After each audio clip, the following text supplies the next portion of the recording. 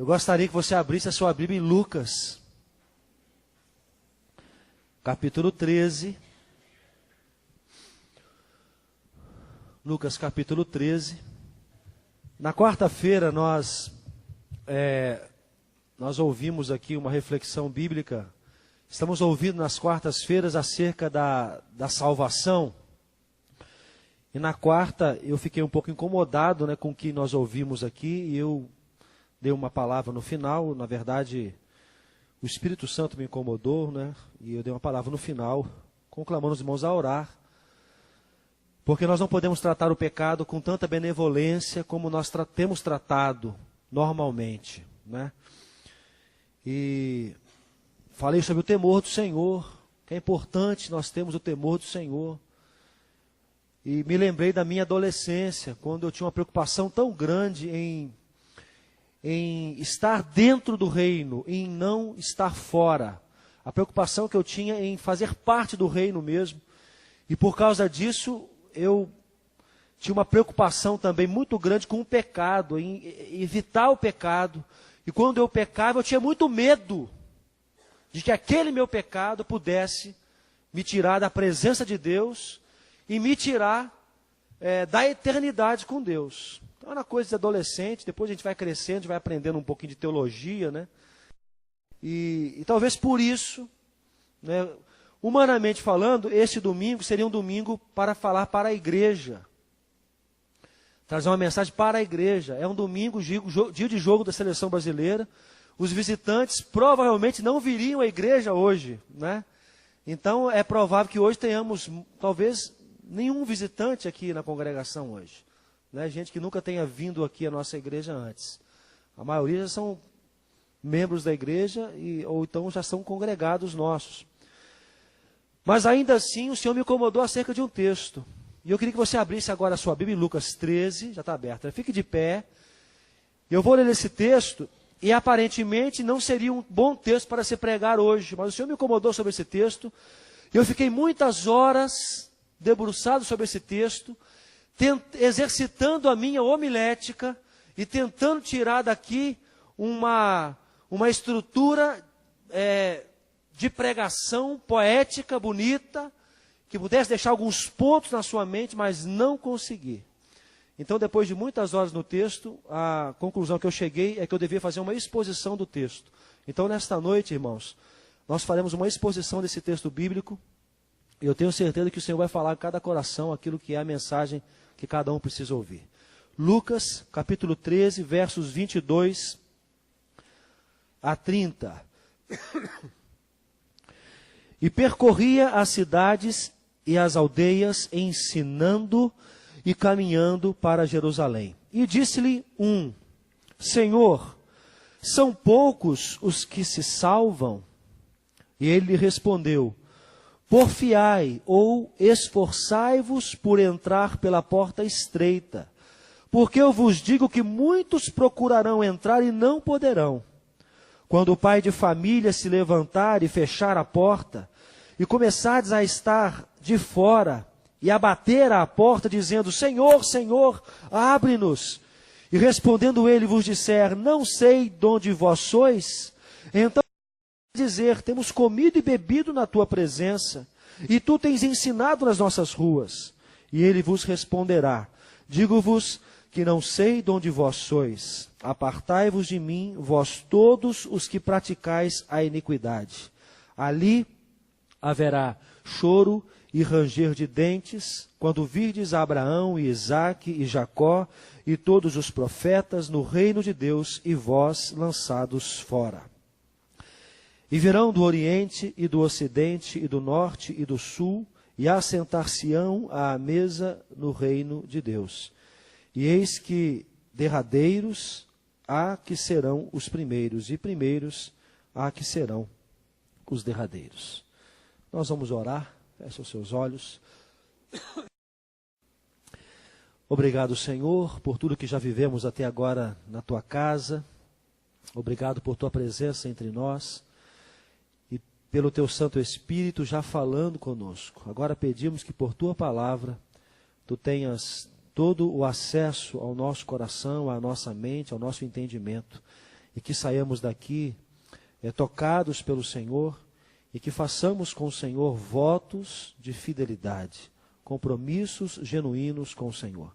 É a nossa oração em nome de Jesus. Amém. Amém, irmão?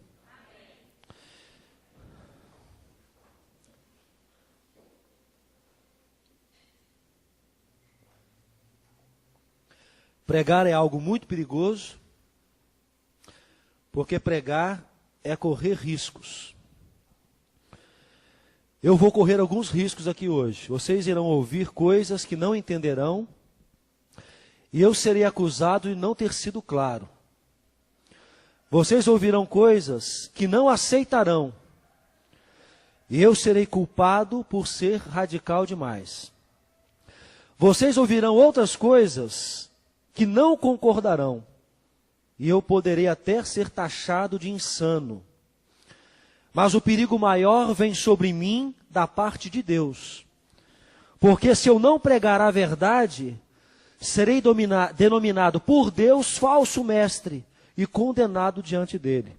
Porém, se eu pregar a verdade, interpretando corretamente as Escrituras, não serei eu falando, mas Deus falando através de mim. E nesse caso, vocês não terão um problema comigo, mas terão um problema com Deus. Esta passagem, ela fala da porta estreita, mas a ideia central desta passagem, a mensagem mais importante, que é o que explica a porta estreita, é o que está aqui no verso 27. É uma palavrinha chamada iniquidade. O texto fala o seguinte, que aqueles que praticam a iniquidade não passarão pela porta. Aqueles que praticam a iniquidade. Então nós precisamos, irmãos, antes de qualquer coisa, entender o que significa iniquidade, para que de repente a gente já perceba se nós estamos ou não estamos na prática da iniquidade. Iniquidade é desobediência proposital às leis de Deus. Desobediência proposital às leis de Deus. É o desrespeito consciente a tudo que Deus fala ou estabelece e tudo que Deus representa. Então, iniquidade é desobediência por livre escolha às leis de Deus. E desrespeito consciente, racional, a tudo aquilo que ele estabelece e representa. Adão, por exemplo, ele cometeu iniquidade, pois desobedeceu conscientemente ao que Deus estabelecera para ser obedecido. Então, meu irmão, o que faz a porta ser estreita é a iniquidade. Eu quero que você mantenha a sua Bíblia aberta, porque nós vamos passar versículo a versículo por esse texto. No versículo 22, antes disso eu quero fazer uma citação com os irmãos aqui. Eu li um livro apócrifo chamado 2 Esdras. É um livro que foi escrito no primeiro século depois de Cristo, né, obviamente. Então, primeiro século depois de Cristo, no princípio da história da igreja. Esse livro é um livro que não foi considerado inspirado, mas ele tem uma mensagem interessante num dos versos, ou em 3 dos seus versos. 2 Esdras 8, de 1 a 3, você não vai encontrar na sua Bíblia, tá bom? É um livro apócrifo. Mas diz o seguinte: o Altíssimo fez este mundo por causa de muitos, mas o mundo vindouro por causa de poucos. Muitos têm sido criados, mas poucos serão salvos. Tem um verso bíblico que diz algo parecido. Quem se lembra? Muitos são chamados, mas poucos os escolhidos. Versículo 22, nós encontramos aqui a ação de Jesus caminhando com destino a Jerusalém. Jerusalém era a cidade onde culminaria o seu ministério. Jesus já vinha fazendo sinais e maravilhas e prodígios, e onde ele passava, ele não perdia a oportunidade de ensinar a respeito do reino dos céus. No versículo 23, nós encontramos aí, mais uma vez, um discípulo anônimo. Na minha Bíblia diz o seguinte: e disse-lhe um homem qualquer no meio da população, provavelmente, talvez alguém que for até indicado por outros, vai lá, faz a pergunta para ele, questiona ele a respeito desse assunto. Vamos aproveitar que ele está aqui conosco e vamos perguntá-lo sobre isso. E a pergunta é interessante, e é uma pergunta que ecoa através da história. E a pergunta foi a seguinte: são poucos os que serão salvos? No meio daquela população que seguia Jesus, que acompanhava Jesus, uma voz se levanta e pergunta: são poucos os que serão salvos? Um corajoso pronuncia as palavras que estariam na mente de muitos. E está até hoje na mente de muitos. Eu quero abrir aqui, de maneira sutil, discreta, superficial, uma discussão teológica. Há pelo menos 3 linhas acerca daqueles que serão salvos. Tem uma linha conhecida, defendida por John Calvino, que diz que o Senhor já elegeu aqueles que serão salvos, já elegeu para a salvação alguns, ele escolheu pela sua soberania, ele escolheu alguns que serão salvos. A esta pergunta, Calvino diria: Deus já escolheu aqueles que serão salvos. E aí eu abro um parênteses aqui para dizer que é uma questão muito interessante isso, porque às vezes surge a dúvida em nós: se realmente Calvino tem razão e Deus já elegeu quem vai ser salvo, será que eu sou salvo? Será que eu fui um dos eleitos por Deus para a salvação? Será que eu não estou perdendo meu tempo aqui na igreja? Será que de repente eu não sou salvo coisa nenhuma? Né? Se você tem essa preocupação, meu irmão, eu posso dizer uma coisa: é provável que você seja salvo. É provável. Na linha de Calvino. Mas existe uma outra linha, uma outra visão, e eu quero dizer uma coisa, irmãos: a questão teológica é interessante porque se você pega alguns versículos, você pode pegar alguns versos, bater numa batedeira, fazer um bolo calvinista, um bolo que pensa desta forma. Você pode pegar outros versos bíblicos, de outros trechos, também confiáveis, dignos de respeito, e fazer um outro bolo, que é o bolo de Armínio, Jacó Armínio, é um outro teólogo, um outro teólogo, que também tem um pensamento sobre a salvação já diferente. O pensamento dele é do livre-arbítrio. O Senhor chama, o Senhor escolhe aqueles que vão ouvir acerca da salvação, mas o homem tem a responsabilidade de dizer sim ou não para esse chamamento do Senhor. Esse pensamento é de Armínio. É uma outra linha teológica. Então aí você pode dizer: eu já disse sim. Eu já disse sim. Mas esse sim foi um sim da boca para fora ou foi um sim interior? Você pode ter a segurança da salvação porque um dia levantou a mão num culto e porque um dia passou por um batismo nas águas?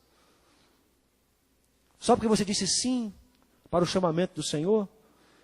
Então, para Armínio, essa pergunta seria respondida assim: vão ser salvos todos aqueles que disserem sim para o chamado da salvação do Senhor Jesus. Existe aí então uma outra linha que diz que todos vão ser salvos no final. Essa é uma linha que tem muitos liberais hoje, teólogos liberais, que defendem isso, que o Senhor Jesus nos comprou com tamanho poder que é impossível que uma alma se perca. Nós vamos para a galera, porque todo mundo vai ser salvo. Meu irmão, eu estou dizendo a você que existem formas de pensar a teologia acerca da salvação. Mas esse texto, ele vai nos explicar de uma forma muito clara aquilo que o Senhor espera de nós nessa noite. Então esta pergunta, e eu fecho agora a minha reflexão teológica,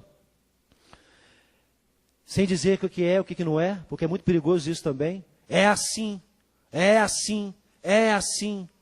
Eu fico com medo de dizer é assim, depois eu tenho que prestar conta lá em cima com Deus. Por que você falou aquilo? Aquilo não era verdade. Você bateu o pé e não era assim. Quem te disse que era assim? Você ouviu alguém dizendo e reproduziu isso? Então é melhor dizer para vocês que existem algumas linhas teológicas acerca da salvação. O que importa para mim é que se Calvino está certo, se Arminio está certo, se os liberais estão certos, não sei quem está certo. Eu sei que eu estou salvo. Amém? É isso que você tem que ter essa convicção no seu coração. No versículo 24, irmãos, a pergunta é feita então no versículo 23. São poucos os que serão salvos? A pergunta para Jesus é essa. E é uma pergunta, como eu disse, que ecoa até hoje, porque todos nós queremos saber. Se estivéssemos hoje diante de Jesus, e ele falasse, você pode fazer uma pergunta, o que você perguntaria para ele? Jesus, eu estou dentro, não é isso? Eu estou contigo? Não seria essa a pergunta? Ele falasse, você tem uma pergunta a fazer, meu filho, faça somente uma pergunta. Qual você faria? Porque se eu estou dentro, eu faço as outras depois, não é verdade? Eu quero perguntar uma acerca da minha salvação. Então esse homem fez essa pergunta. São poucos os que serão salvos? No versículo 24, irmãos, nós começamos esse verso com uma palavra intrigante. Na minha Bíblia está porfiai. Mas na sua Bíblia tem algo diferente. O que está escrito aí? Esforçai-vos. Esforçai-vos. Nos parece aqui, irmãos, que há uma parte que nos cabe. Há uma responsabilidade que é nossa. Esforçai-vos para quê? Para entrar pela porta estreita. Esforçai-vos para entrar pela porta estreita. Eu gostaria que os irmãos abrissem a Bíblia aí em alguns textos. Filipenses 3,12. Filipenses 3,12. Outro irmão vai abrir 1 Timóteo, Filipenses, isso mesmo. Filipenses 3,12, 1 Timóteo 6,12. E 2 Timóteo 4,7. Filipenses 3,12. Filipenses 3,12. Quem já abriu pode ler para a gente.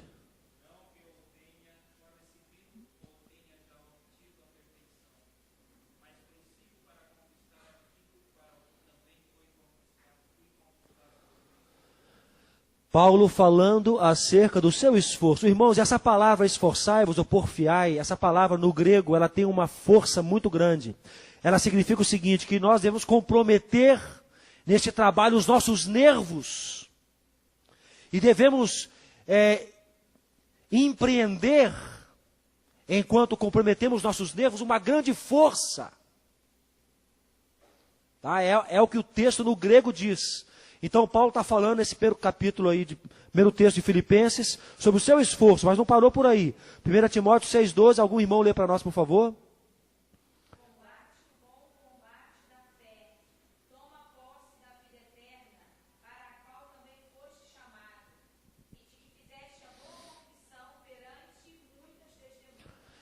Peleja, pode deixar aí, Gabi, peleja a boa peleja da fé. Paulo ainda falando da sua luta, do seu esforço. 2 Timóteo 4,7.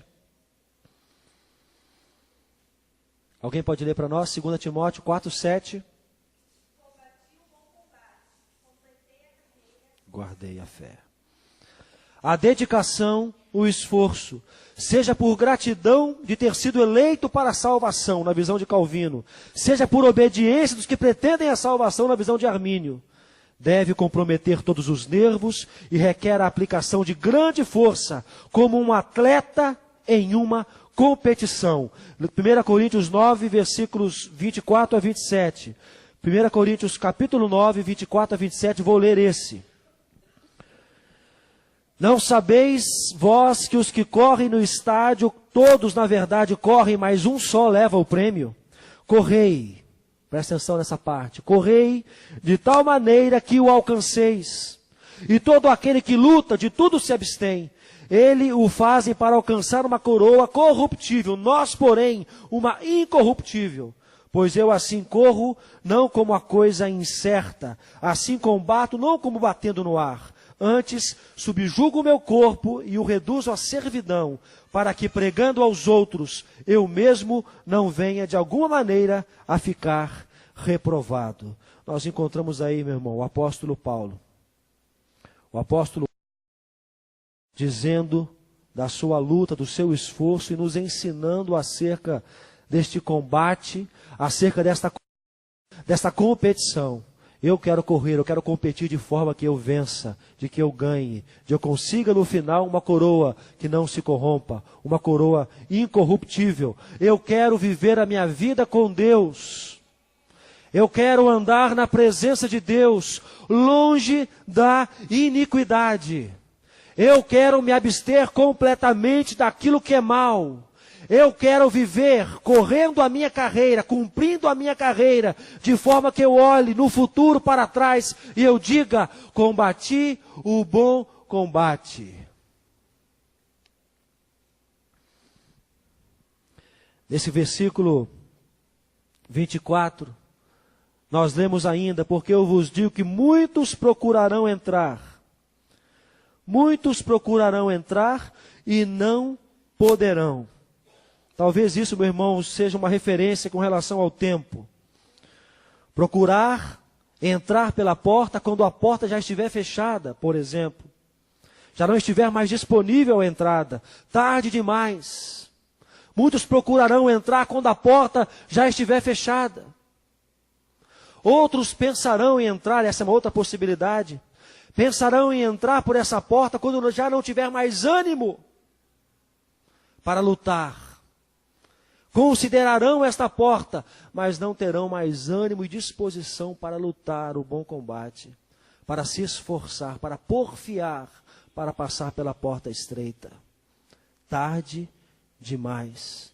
Nós temos na Bíblia um exemplo, citado inclusive nos evangelhos, o exemplo de Noé. Quando Noé pregou por mais de 100 anos, a mensagem de salvação, salvação da destruição de toda a terra. Mais de 100 anos a porta aberta. Mas quando que as pessoas foram procurar pela porta? Quando a porta estava fechada. Enquanto a porta estava aberta, muitos desprezaram. Na verdade, na época de Noé, todos desprezaram a porta aberta, a oportunidade de salvação. O povo de Israel também esteve por 40 anos no deserto, 40 anos no deserto, com a possibilidade de se retratar com Deus, de reconsiderar Deus como Senhor, como dono de suas vidas. No entanto, a porta se fechou e morreram todos no deserto, com exceção de Josué e de Calebe.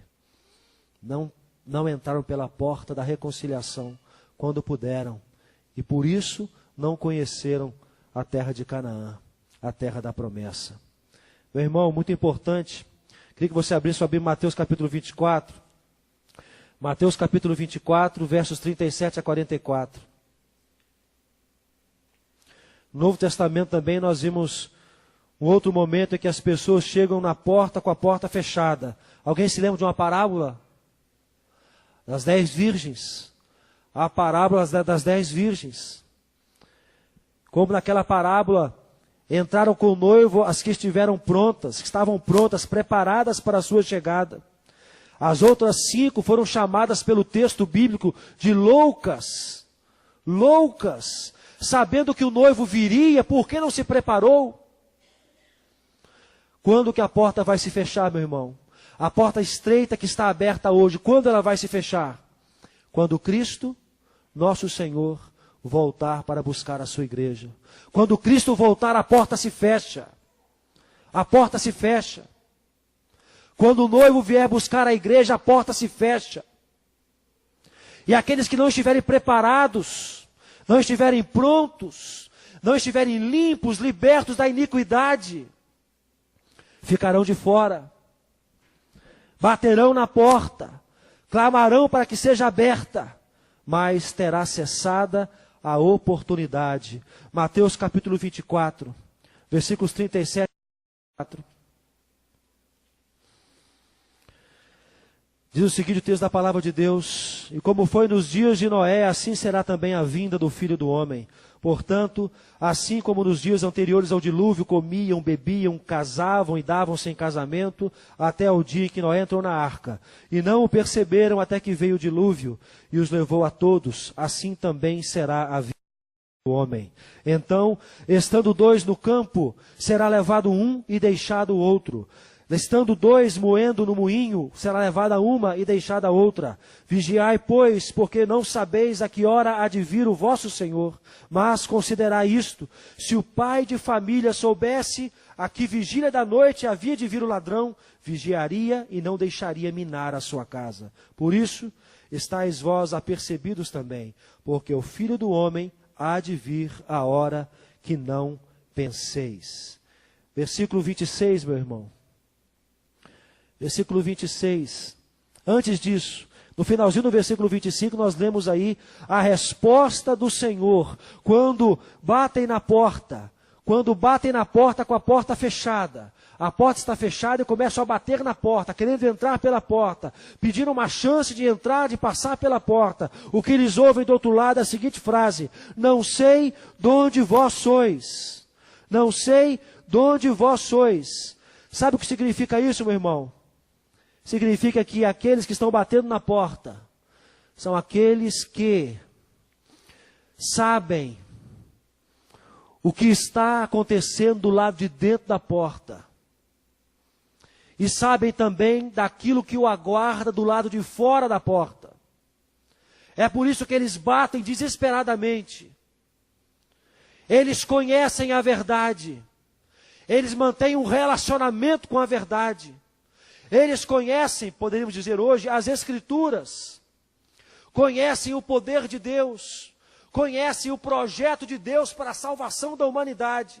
E batem na porta porque sabem que cessou a chance, cessou a oportunidade, sabe o que está acontecendo lá dentro e sabe o que vai acontecer aqui fora. Eles batem desesperados porque querem uma oportunidade nova, uma nova chance. Pedem clemência, sabem exatamente o que está acontecendo.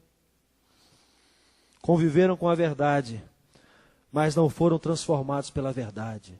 Sabe por que eu digo isso, meu irmão? Porque quem não conhece a verdade não se preocupa com isso. Quem não conhece a verdade, quem nunca ouviu da verdade, não se preocupa com isso. Não se preocupa. Não está nem aí para isso. No Deus, o texto correlato com este aqui, o texto fica muito mais evidente que esta mensagem é para os crentes. É para os crentes. Uma mensagem para a igreja. Para aqueles que estão ouvindo continuamente acerca do pecado, acerca da iniquidade, e seus corações estão insensíveis.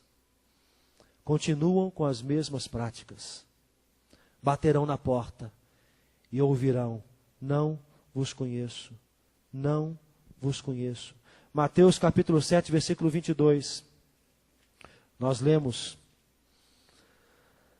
muitos me dirão naquele dia: Senhor, Senhor, não profetizamos nós em teu nome? E em teu nome não expulsamos demônios? E em teu nome não fizemos muitas maravilhas? E então lhes direi abertamente: nunca vos conheci. Apartai-vos de mim, vós que praticais a iniquidade. É você que sabe o que é pecado, sabe o que desagrada a Deus e continua fazendo. Pecado consciente. Apartai-vos de mim, vós que praticais a iniquidade. No versículo 27, irmãos, nós vamos ficar com a mensagem clara de que o Senhor não conhece. O Senhor não mantém relacionamento com quem pratica a iniquidade. Ele vos responderá, mais uma vez: digo-vos que não sei de onde vós sois. Não sei de onde vós sois. Não os conheço. Mas eu estive contigo, estive na tua igreja, participei de tantas coisas do teu reino. não conheço você que pratica a iniquidade. Não te conheço. Ouviu tanto acerca da verdade, conheceu tão de perto o Evangelho, mas não deixou a verdade e o Evangelho transformar. Você estava na igreja com um pé, mas o seu outro pé corria para o mal, corria para a maldade. Conhecia a verdade, mas a verdade não vos libertou. Não sei de onde sois. É a frase que se repete 2 vezes. É a frase que por 2 vezes encontramos nesse texto. Não sei de onde vós sois, vós que praticam a iniquidade, desobediência proposital às leis de Deus, desrespeito consciente a tudo o que Deus estabelece e tudo o que Deus representa. Meu irmão, no versículo 28, nós encontramos, na primeira parte do texto, o que vai acontecer do lado de fora da porta. Jesus Cristo volta para levar a sua igreja, a porta se fecha, os que estão com Cristo, reino eterno do Senhor, os que estão sem Cristo, os que praticam a iniquidade, o texto diz, ali haverá choro e ranger de dentes. Choro e ranger de dentes. Eu procurei, meus irmãos, e eu quero terminar esses últimos versos, eu quero fazer uma citação de Spurgeon. Spurgeon foi chamado o príncipe dos pregadores. E o que eu fiz hoje no começo da minha prédica, do meu sermão, foi fazer uma citação também de Spurgeon. Eu quero citar Spurgeon quando ele fala sobre o inferno, porque nós estamos perdendo o temor do Senhor. Nós estamos perdendo o temor do Senhor, estamos brincando com Deus. Eu penso, irmãos, que às vezes nós, no fundo, achamos que o inferno não existe. Esse lugar onde haverá choro e ranger de dentes não existe. Não é possível que Deus, tão bonzinho, vai permitir que alguém vá para o inferno. Ali haverá choro e ranger de dentes. Esse texto que vou citar agora é de um sermão de Spurgeon chamado O Céu e o Inferno, pregado dia 4 de setembro de 1855, em Londres, num culto em ar livre. Ele falou do céu também, mas eu peguei só a parte do inferno, e só um pedaço, porque Spurgeon não brincava quando pregava. E onde será lançado? Deve ser lançado nas trevas exteriores, ser colocado no lugar onde não haverá esperança, pois por luz nas Escrituras nós entendemos esperança, e você será lançado às trevas exteriores, onde não existe luz, não existe esperança. Existe algum homem aqui que não tenha esperança? Eu não posso imaginar uma pessoa assim. Talvez algum de vocês diga, tenho uma dívida de 30 libras esterlinas e logo serei vendido, mas tenho a esperança de obter um empréstimo e assim poderei escapar de minha dificuldade. Outro pode dizer, meu negócio está na ruína, mas as coisas ainda podem mudar, eu tenho esperança. Outro diz, eu estou submerso na angústia, mas espero que Deus me dê a provisão. Outro diz, eu devo 50 libras esterlinas, eu me sinto, porém, que irei colocar as minhas fortes mãos para trabalhar e vou fazer um grande esforço para sair deste problema. Eu ainda tenho esperança. Alguém pensa que o seu amigo está morrendo, mas tem a esperança que talvez a febre regresse. Espera que possa viver, mas no inferno não existe esperança. Nem mesmo a esperança de morrer, a esperança de ser aniquilado. Eles estão perdidos para sempre, para sempre, para sempre. Em cada cadeia do inferno está escrito para sempre. Nos fogos ali sobressaem as palavras para sempre. Acima de suas cabeças eles leem para sempre. Seus olhos estão amargurados e os seus corações estão doloridos pelo pensamento de que é para sempre. Oh, se eu pudesse dizer-lhes nesta noite que o inferno irá desaparecer, queimado um dia, e que os que estavam perdidos poderiam ser salvos, haveria um júbilo no inferno, motivado pelo simples pensamento desse. Porém, não pode ser. é para sempre, que serão lançados nas trevas exteriores. Mas eu gostaria de terminar com isso tão logo quanto possa, pois quem pode suportar falar desta forma aos seus companheiros? O que é que os perdidos estão fazendo? Estão chorando e rangendo os dentes. Você agora range os dentes? Não faria isso a menos que sentisse dor e estivesse em agonia. Bem no inferno, sempre existe um ranger de dentes. Irmãos e amigos presentes aqui, quando a porta se fechar, quem ficar de fora, haverá choro e ranger de dentes. É a palavra do Senhor quem nos diz. É a palavra do Senhor. A porta é estreita. Para passar pela porta, não poderemos ser acusados de iníquos, de homens e mulheres que praticam a iniquidade. Por isso, feche os seus olhos. Nos versículos seguintes, 29 e 30, a palavra de Deus nos diz que haverá no reino pessoas de todo lado, de todo lugar, de todo canto, e que nós poderemos ver os grandes homens da história da Bíblia ali presentes. Poderemos desfrutar da companhia de Abraão, de Isaque, de Jacó. Nós poderemos caminhar em ruas na presença dos apóstolos Paulo, Pedro e João. Mas para quem ficar de fora, restará somente choro e ranger de dentes. Esta noite, o apelo que eu faço a você: deixe a iniquidade. Deixe a iniquidade. Se você vem vivendo de uma forma que continuamente desobedece à lei do Senhor, de forma consciente e proposital, se você tem feito escolhas, tem trilhado por caminhos que ferem as Escrituras, deixe a iniquidade. A porta é estreita, mas ela está aberta. Ela está aberta. E o Senhor está de braços abertos, esperando por você, esperando por sua decisão verdadeira, esperando que você abandone completamente toda a prática do mal, não seja guiado nem escravo do mal.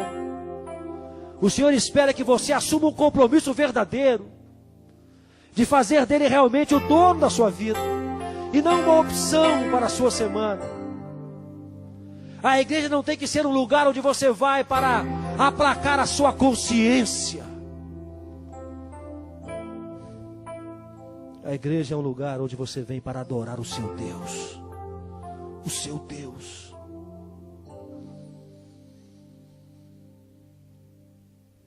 Esforçai-vos para entrar pela porta estreita. Lute com toda a sua força, com todos os seus nervos. Lute com tudo que você tem, com a sua garra, com a sua energia, lutando contra a iniquidade.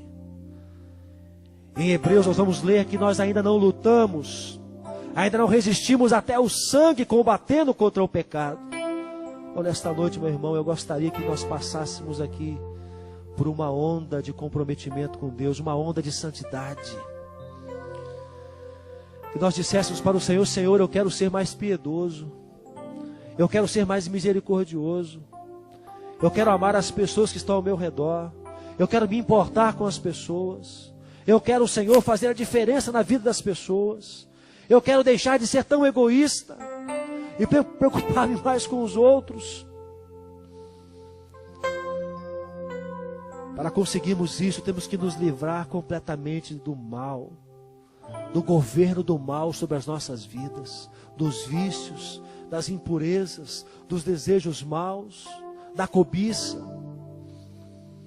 Aquilo que continuamente governa, domina, controla as nossas ações.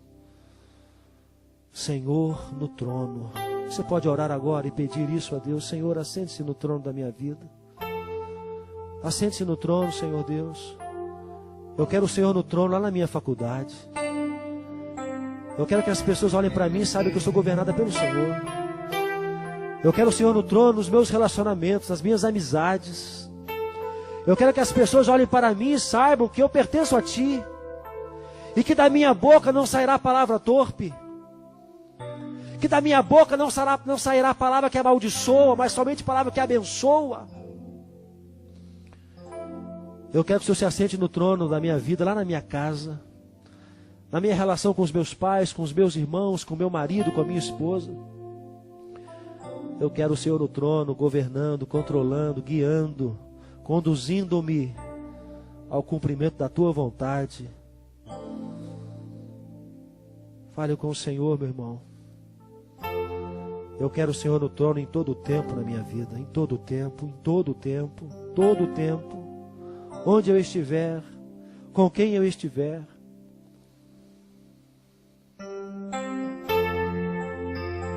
Confesse agora, meu irmão, amigo presente aqui. Confesse a Deus. Confesse suas práticas de iniquidade. Aquilo que você sabe que desagrada ao Senhor e você tem feito. E você tem feito. Confesse a mentira. Confesse os ciúmes. Confesse a hipocrisia. Confesse o mau testemunho.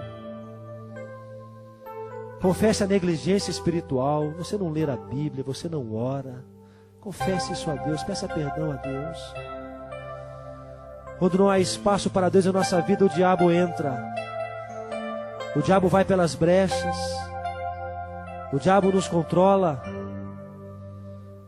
O Senhor tem que se assentar no trono. Este mundo é regido por Satanás. Nós somos cercados por pessoas governadas pelo diabo. O Senhor tem que se assentar no trono da nossa vida, para que possamos resistir a este inimigo feroz. O Senhor tem que estar no trono. Ó Deus, eu quero colocar nesta noite esta congregação diante de Ti, Pai. Cada irmão que está aqui, nós temos uma batalha comum. A batalha que nós temos é contra o pecado. Nós combatemos o pecado neste mundo, nós pregamos contra o pecado neste mundo. Nós anunciamos a salvação para este mundo do pecado. Mas, Pai, nós queremos agora também declarar que temos pecados em nós. Temos os nossos pecados, Senhor. E às vezes esses pecados são tão contínuos que eles constroem uma fortaleza em nosso coração.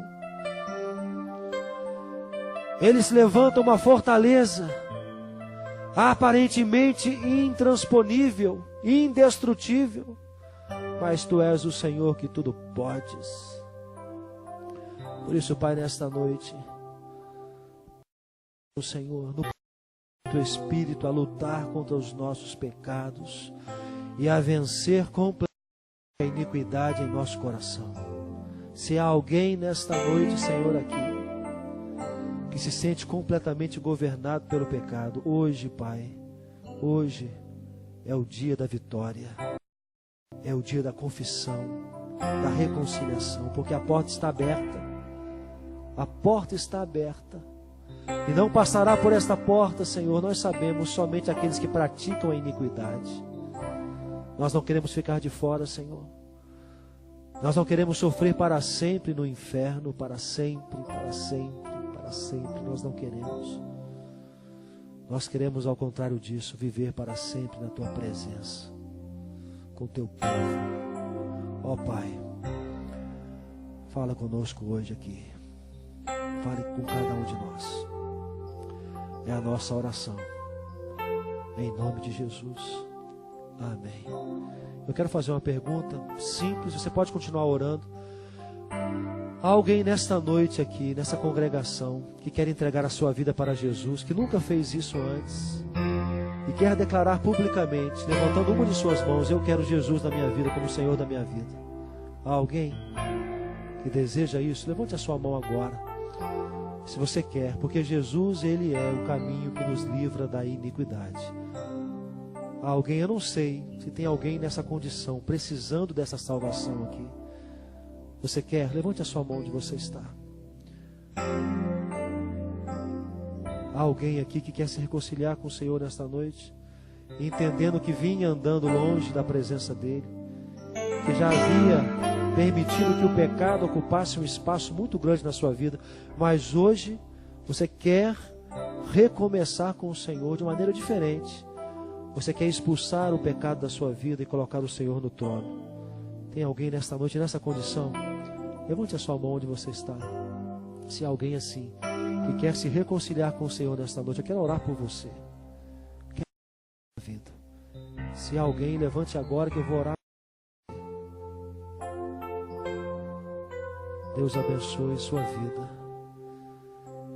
Deus confirme cada decisão tomada nesta noite, neste lugar, por cada um que aqui está. Que o Senhor seja a nossa grande esperança.